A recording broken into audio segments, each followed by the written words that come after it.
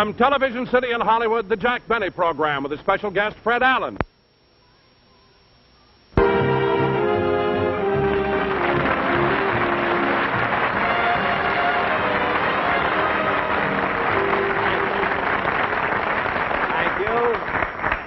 Thank you very, very much, ladies and gentlemen, and welcome to the Lucky Strike program.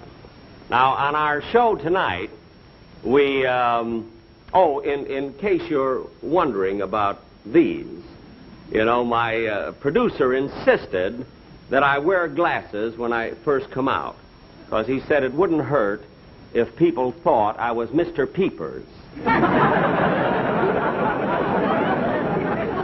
And he had another idea, too, about my standing. He made this suggestion, you know, that I stand in the center of the stage, you see, and then sometime during the performance, a big 2-ton block of cement should fall down and hit me on the head, see? He felt that this would appeal to the people who watched You Asked For It. For thousands of requests, you know. But on my show tonight, ladies and gentlemen, as you probably know, my guest star is Fred Allen.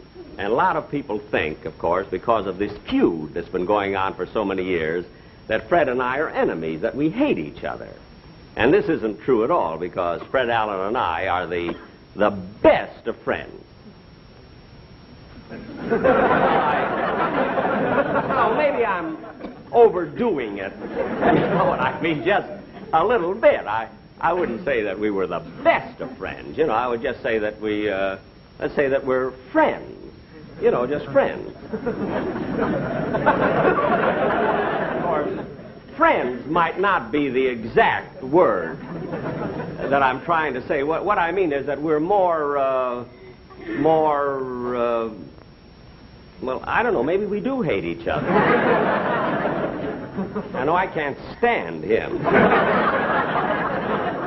You know, I remember a few years ago, I must tell you this, when Fred Allen first came out here to Los Angeles, to Hollywood, to make a picture, you see. He made a picture called It's in the Bag. And the producer of this picture wanted me to play a small part in it for nothing. You know, I didn't get paid or anything. And he talked me into it by telling me that this picture would be made in Technicolor. So I was kind of anxious to see how I'd look, you know, my eyes and everything.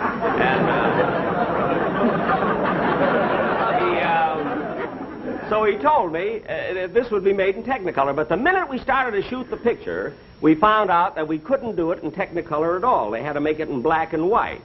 Because due to a peculiar pigment in Fred Allen's skin, he photographs Argyle.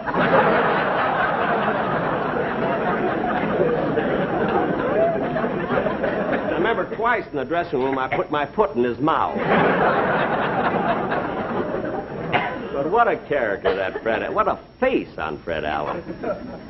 With those bags under his eyes, he looks like a short butcher peeping over 2 pounds of liver. But anyway, tonight, after our television show, the one we're doing now, I'm flying to San Francisco because I'm opening tomorrow night at the Kern Theater for 3 weeks. I'm playing a theater for 3 weeks.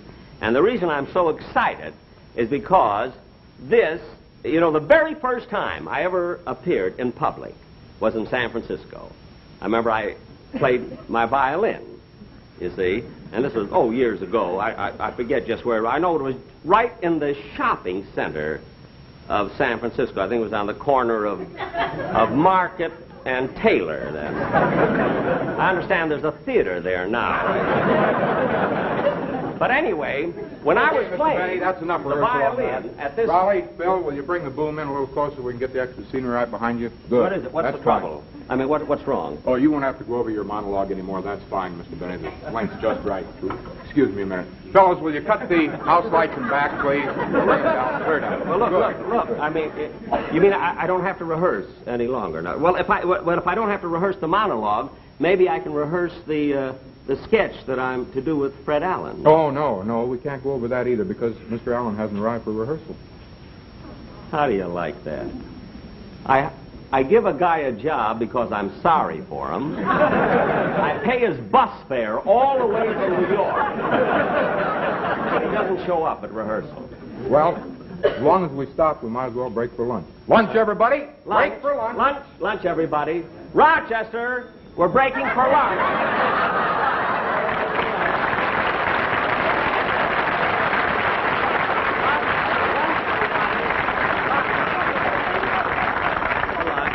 How's everything? You got everything? Just fine, just fine. What do you have, boss? No, wait on the customers first. And then Ham and cheese. ham and cheese, yes, they're very, very good. That's it. See if the orchestra wants something, too. Remley, you want a sandwich?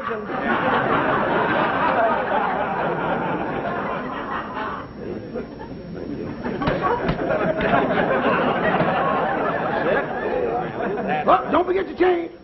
There you are. Rochester, look, I want to ask you something. Why do you put so much ketchup on the sandwiches? Well, that was an idea of mine to drum up more business. Well, how would ketchup give us more business? Well, I figured if some of it dripped on their shirts, we might get to do their laundry, too.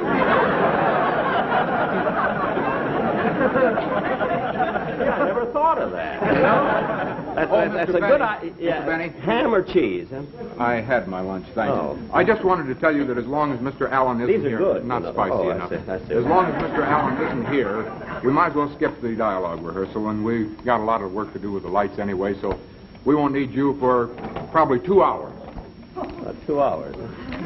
Rochester, look, I had an appointment with my sponsor at 4 o'clock. Now we're breaking for 2 hours. I'll be late for the... Well, boss, if you don't have to do anything for 2 hours, why don't you go see your sponsor now? Hey, maybe I'll do that. You know, this is the day that he picks up my option for next year. Picks up your There's option? nothing to worry about, Rochester. You know, it's just a formality, that's all. You know, he just wants to be sure that he's got me. You know, you know, for next year, that's all. So I'll run along and see him. You sell all the sandwiches and everything, huh? Don't Okay. forget. Oh, by the way, Rochester, while you're selling the sandwich, give him a sort of a floor show. You know what I mean? Sing and dance or something, and that way we can get the cover charge, too, you know, for the...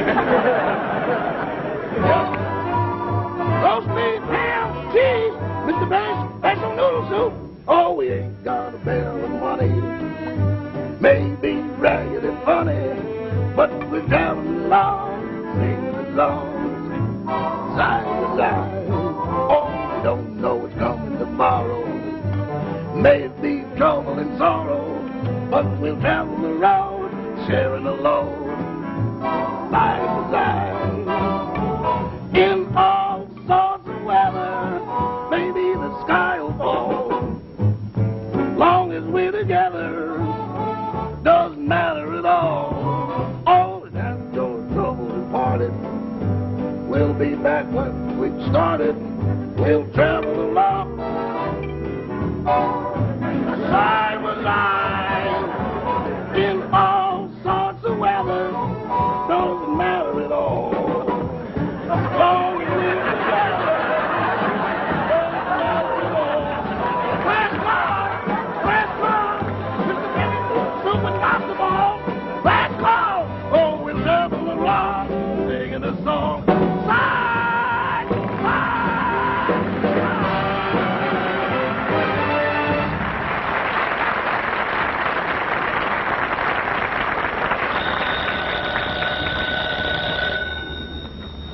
Hello, the American Tobacco Company.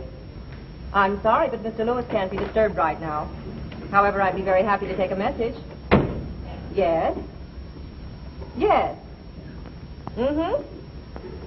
Uh-huh. Yes. Yes, sir. I'll see that he gets it. Yes, sir. My name is... Mr. Lewis's office? Oh, yes, he asked me to take the information. Yes? Yes. Mm-hmm. Uh-huh. Yes. Yes, I've got it. Thank you. Yes, sir. My name is... Mr. Lewis's office? Yes. Oh, yes. Yes. I see. Yes. Well, I think so. Well, it seems that Mr. Lewis... Just a moment, please. Hello?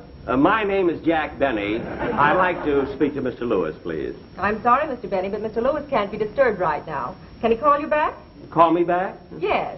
Are you at home or in Palm Springs? I'm in Stockholm. Smorgasbord 8321. Look, miss, I've been trying... Oh, Mr. Benny, I'm terribly sorry. All right. I have an appointment with Mr. Lewis.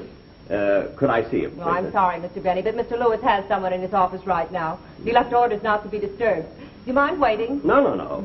Not at all. May I have Mr. Lewis call you back, please? Thank you. See, Mr. Lewis is picking up my option today. That's nice.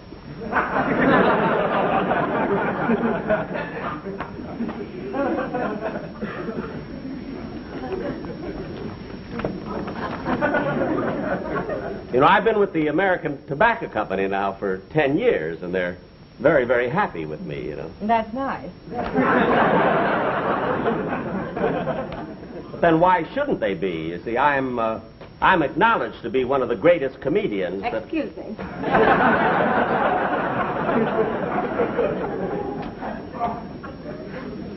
Yeah, I hope he doesn't keep me waiting too long. I don't want to miss my rehearsal.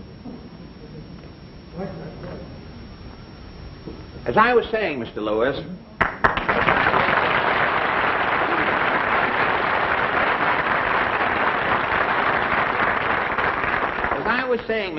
it isn't that I want Mr. Benny's job, you understand. It's just that the time has come to have you put him out to pasture. Put him out to pasture? Yes, for 30 years, Benny has been milking the same jokes to an audience that is not contented. Now, think it over, Mr. Lewis. Well, I don't know. Taking a man like Jack Benny and putting him out to pasture, do you think it'll work? Why, of course. Look, if Benny can spend the last years of his life around anything green, he'll go for it.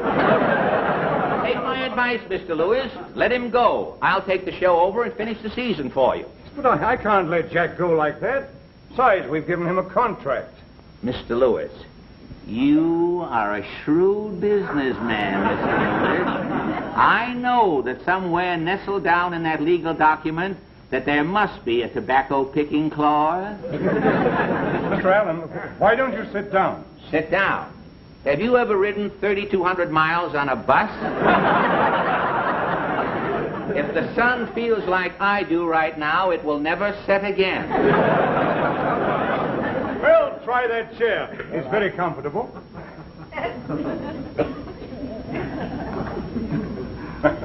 No, before I'd make a change, I'd have to be sure it was one for the better. Now tell me, have you any television experience? Nobody has. Even the voice of experience has no television experience. But I have studied the medium thoroughly, Mr. Lewis, and I see television as a small screen, and every performer must confine himself to a small area in the screen, you understand? And I've been training for that. I am ready for television because I have been rehearsing inside of a Bendix washing machine. Inside a Bendix washing machine? Yes, sir. And to make a popular slogan even more popular, now the tide's in, let's let Benny out. Mr. Allen, may I ask you a personal question? Why, of course. You see, I've seen you on an occasional guest appearance. Yes? Now, does that give you enough money to live on? Oh, hardly, I would say. But I have a unique talent, Mr. Lewis, that affords me steady employment, I might say. That is, 3 days a week. Well, that's wonderful. What do you do? I'm a taster for Dr. Ross dog food. Dog food? I'm the Fido who knows best. My name is known in every kennel from coast to coast, Mr. Lewis. They call me the canine Duncan Hines. A dog food taster, that is unique. Well, it's a talent that I acquired during a dull season of layoffs in New York some years ago. There was things were bad, and I knew a talking dog. And he invited me over to dinner one night, and I sort of got these... No, Mr. Allen. Now, as regards the Lucky Strike program, I've no doubt that you're very well qualified. Yeah? But I must face the facts that in Benny we have a double asset. You see, he's not only a comedian, but he also plays a musical instrument. Plays? Aren't we using the word rather loosely, Mr. Rather, let us say Mr. Benny has an instrument. But if it's music you want, Mr. Lewis, I have come here prepared, sir. You won't know you're sure you like music, of course. Love music. Well, you won't know your office from Carnegie Hall in just 2 seconds here. Are you prepared?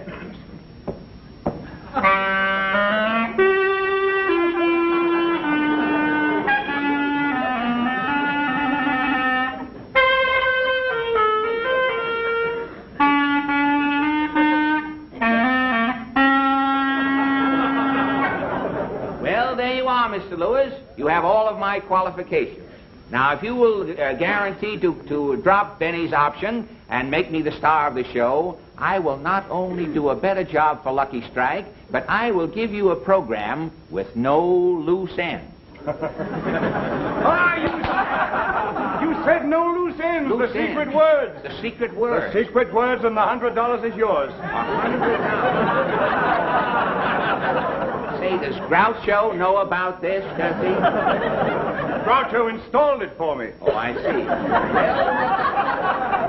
Well, tell me when do I start to work, Mr. Lewis? Well, I'm very grateful for your offer, Mr. Allen, but you must give me a few days to think it over. Yes, sir. You see, I have an appointment with Mr. Benny regarding his option, but I'll do my best to stall him off. Well, that's certainly fair enough. And I tell you, if you should decide to favor me, will you please call me before 9 o'clock in the morning? It's so embarrassing being pulled out of line down at the unemployment office. Goodbye, Mr. Lewis. Goodbye, Mr. Allen. It's been a pleasure. Thank you for coming by. Thank you.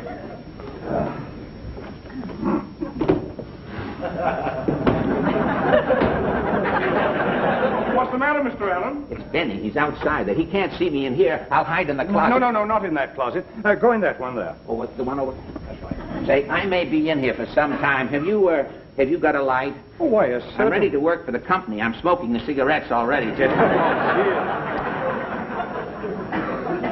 There we are. Did you get it? Yes, I have.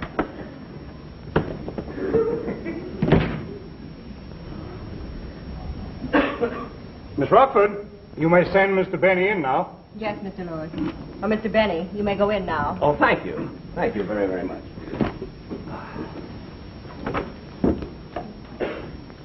Well, hello, Mr. Lewis.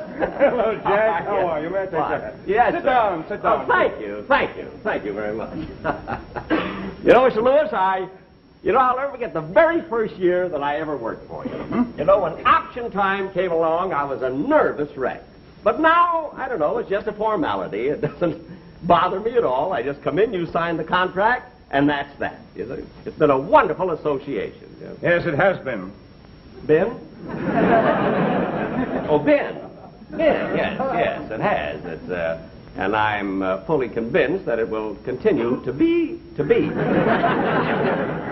been a lot of fun working for you, Mr. Lewis, and you've been a wonderful sponsor. And after all, where else can you find a comedian as funny as I am? You know?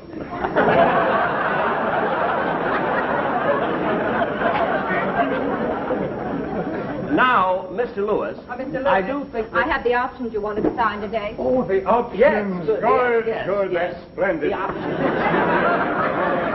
Now, what is the first one? First one, The Hit Parade. The Hit Parade. Ann Southern.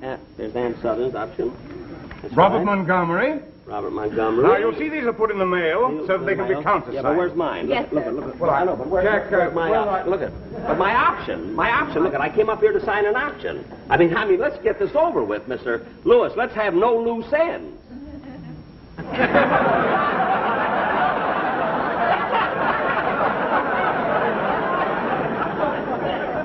Mr. Lewis, I said, let's have no loose ends. Jack, what are you looking for? You know what I'm looking for. Groucho told me. Where's my contract? I came up here to sign a contract. Now, where is it? My desk alone. What do you mean? But it should be in the... Mr. Lewis, what is my contract doing in the wastebasket?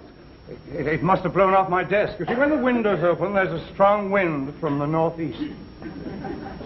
That's funny. Last year it was from the southwest. But look at Mr. Lewis. Now, why beat around the bush? I mean, everything we say here is we're private. We're in here alone. I mean, there's nobody else in here but us. Jack, regretting your option... What? I mean, regarding your option... Yes. I must have a little time to think it over. But I can't understand why you're hesitating, Mr. Lewis. I mean, I don't know. Something tells me that you must have someone else in mind. And I don't know. I don't know why you keep doing that to me. After all, I've been with the American Tobacco Company for a long time, and I'm not as young as I used to be. That's true. You were 39 when you joined us. That's right. And I've done a great job all these years, Mr. Lewis, for the American Tobacco Company. I don't know. I've worked hard. We've had wonderful shows, and I've sold the product. And twice I let you exercise the tobacco picking clause. We didn't exercise it. You held us to it. Well, I still can't understand why you're doing it. There's some reason why you're stalling. Jack, you're taking the wrong attitude. I haven't come to any decision about dropping your option. It's just that I want to think it over for a while, just for, say, 4 or 5 days. Well, all right, I'll wait.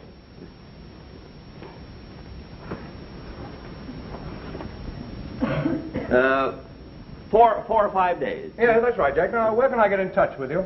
Well, just call your secretary. I'll be sitting in the outer office. Don't forget now. Don't forget. Oh, Jack, that's the wrong one.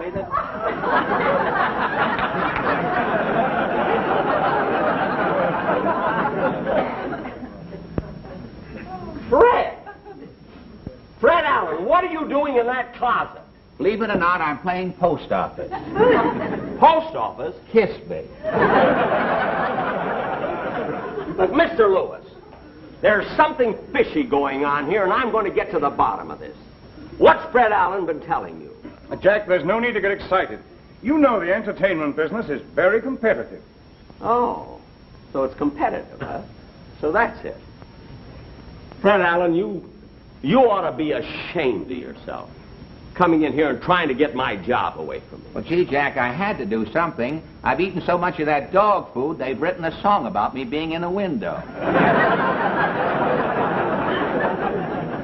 Well, I still say you ought to be ashamed of yourself. Well, I guess I am a heel, Jack. But always remember, next to a heel, you always find a good soul. And I'm quoting from that famous poet, Tom McCann.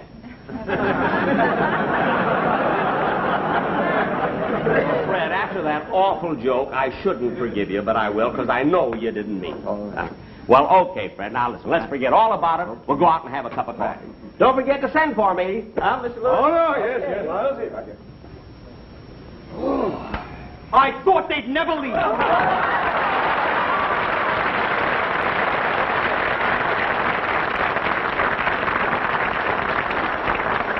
Mr. Lewis, now that they've gone, let's talk business. What do you want with Fred Allen? What do you want with Jack Benny? With me, you've got a young man who can sing, who can dance, who claps his hands, rolls his eyes, and I'm so friendly. Mr. Lewis, you'd never regret it.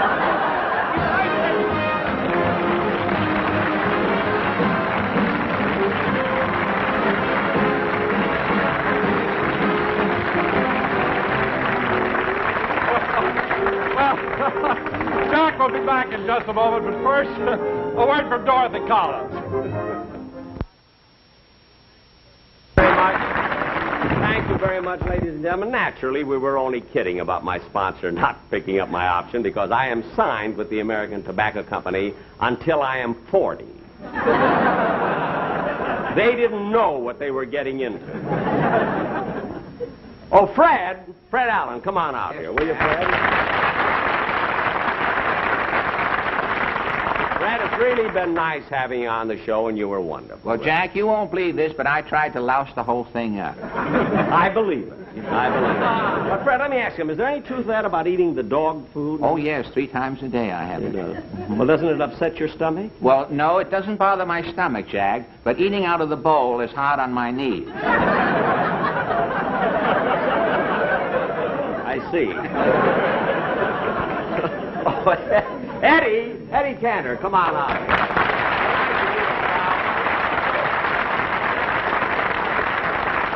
Eddie, I want to tell you it was just wonderful you to come in here just to do this one little bit on the show. Jack, I want to tell you it was my pleasure. No, Eddie, it was my pleasure. Believe me, Jack, it was my pleasure. Eddie, believe me, it's my Ladies pleasure. and gentlemen, this shows you what happens when two straight men get together. What'd you say, Fido? What? Come on, give me my red hot and let me get out of here. No, listen, I'll tell you what. You fellas have been such good sports. I'll tell you what I'm going to do. I'm going to invite you both to my house to dinner tonight, and I want you to bring your wives. Oh, that's nice. I'd rather... Jack, I've never been to your house. How do you get there? Oh, that's right. Yeah. Well, look, you go 2 blocks... You're covering me. Pardon.